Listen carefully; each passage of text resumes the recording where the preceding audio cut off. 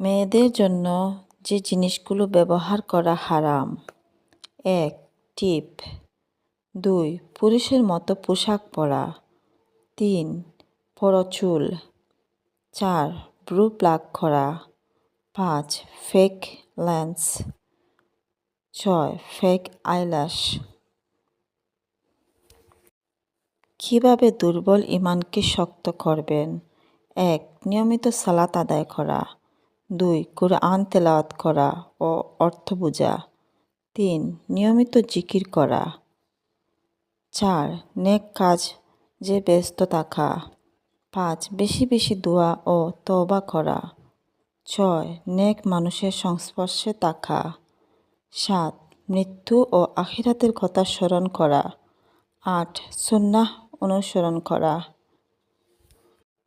যেসব পুরুষের দিকে আল্লাহ কিয়ামতের দিন তাকাবেন না: ১. দায়ুস, যাদের অবিন্যস্ত মা বোন স্ত্রী পর্দা করে না। ২.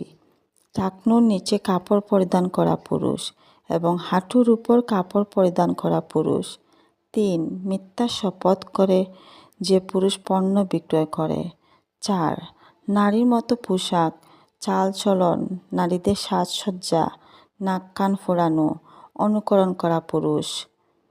৫. যে পুরুষ পিতামাতার অবাধ্যতায় চলে, বৃদ্ধ বয়সে তাদের দেখাশোনা করে না এবং পিতামাতাকে লালত করে।